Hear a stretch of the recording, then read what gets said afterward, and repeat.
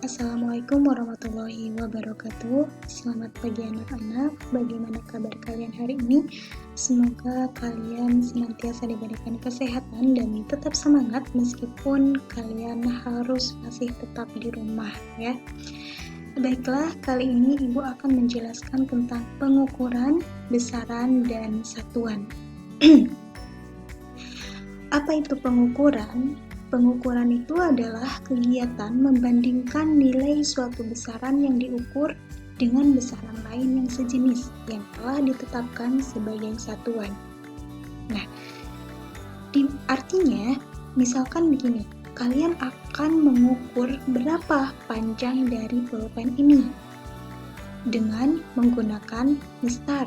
Itu artinya kalian akan membandingkan panjang pulpen ini dengan panjang mistar, di mana mistar ini adalah alat ukur panjang ya yang sudah memiliki skala yang sudah ditetapkan, seperti misalkan ada sentimeter, inci, dan sebagainya.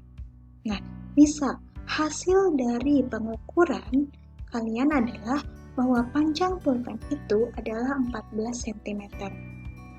Nah, di mana panjang ini merupakan besaran, sedangkan sentimeter ini adalah satuan. Nah, sekarang apa sih itu besaran dan satuan? Besaran adalah segala sesuatu yang dapat diukur dan dinyatakan dengan nilai dan satuan. Contohnya panjang, massa, waktu, suhu, dan sebanyak lagi. Sedangkan satuan adalah pembanding dalam sebuah pengukuran. Contohnya ada meter, kilogram, detik. Nah, berikutnya jenis-jenis besaran. Besaran itu sendiri dibagi menjadi dua. Ada besaran pokok dan besaran turunan. Nah, apa itu besaran pokok? Besaran pokok itu adalah besaran yang satuannya sudah ditetapkan terlebih dahulu. Jadi, ini satuannya sudah ditetapkan terlebih dahulu ya untuk besaran pokok. Nah, ada 7 besaran pokok. Apa saja? Yang pertama ada panjang, satuannya adalah meter, kemudian massa, satuannya adalah kilogram, waktu sekon, suhu Kelvin, watt arus listrik ampere, intensitas cahaya kandela, jumlah zat mol. Nah, ini artinya apa? Artinya, misalkan kalian akan mengukur panjang dari meja. Berarti itu satuannya sudah ditetapkan terlebih dahulu. Bisa menggunakan meter, bisa menggunakan sentimeter, begitu sudah ditetapkan terlebih dahulu. Nah, ini besaran pokok ini ya, supaya kalian mudah untuk mengingatnya karena ada 7. Nah, di sini.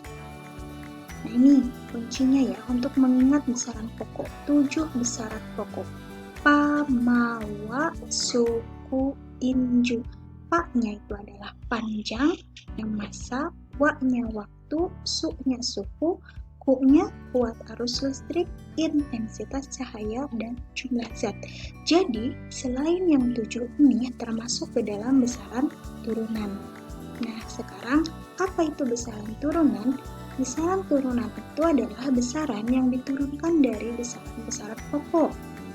Contoh, di sini ada kecepatan. Kecepatan satuannya adalah meter per sekon. Artinya apa? Misalkan kalian ingin mengukur kecepatan dari sebuah mobil. Ini tidak bisa langsung diukur, tapi kalian harus mengukur dulu nih berapa jaraknya, jarak yang ditempuh oleh mobil tersebut, dan memerlukan waktu berapa. Nah, baru nanti menggunakan rumus ya, bahwa kecepatan itu sama dengan jarak dibagi waktu. Gitu. Ini ada banyak sekali besaran turunan. Intinya selain yang 7 tadi ya, yang besaran pokok itu adalah termasuk ke dalam besaran turunan. Oke, berikutnya adalah jenis-jenis satuan, di mana satuan ini terbagi menjadi 2. yaitu satuan baku dan satuan tidak baku. Apa itu satuan baku? Satuan baku itu adalah satuan yang telah disepakati pemakaiannya secara internasional atau disebut juga sistem internasional atau SI. Contohnya meter, kilogram, sekon, Kelvin, ya, dan masih banyak lagi. Sedangkan satuan tidak baku itu adalah satuan yang tidak diakui secara internasional. Contohnya jengkal, depa, dan kaki. Nah, ini contoh dari jengkal, ya. Kemudian ada depa. Ini tangan dilentangkan dari ujung jari tengah ke jari tengah yang lain, kemudian kaki ini langkah. Nah, berikutnya kalau satuan tidak baku, setiap orang itu akan berbeda hasilnya, ya, sementara satuan baku itu akan sama. Oke, berikutnya kita akan mengenal alat ukur. Yang pertama adalah alat ukur panjang. Di mana alat ukur panjang ini contohnya yang pertama adalah mistar, kemudian ada jangka sorong, kemudian ada mikrometer skrup. Ini contoh dari alat ukur panjang. Berikutnya alat ukur massa. Ini contohnya ada neraca August 3 lengan, kemudian ada neraca digital, dan ada neraca pasar. Berikutnya alat ukur waktu. Nah, ini ada arloji, ya, kemudian ada stopwatch dan jam matahari. Nah, itu materi kali ini yang dapat Ibu sampaikan.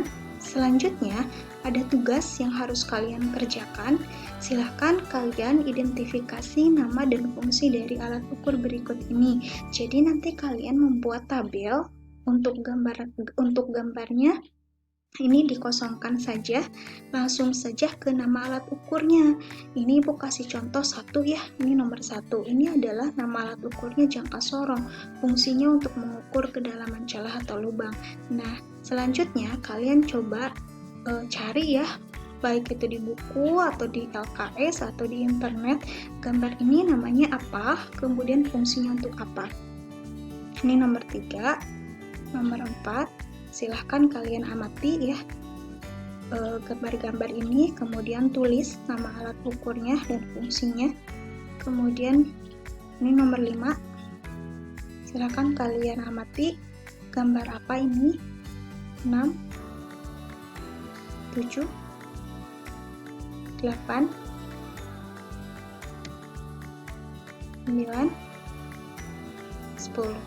Ya, nanti bisa kalian ulangi lagi video ini, ya, untuk lebih jelas gambarnya. Oke, bagi yang sudah selesai mengerjakan tugas ini, silahkan dipoto, ya, dipoto hasil pekerjaan kalian, kemudian dikirim ke WA Ibu.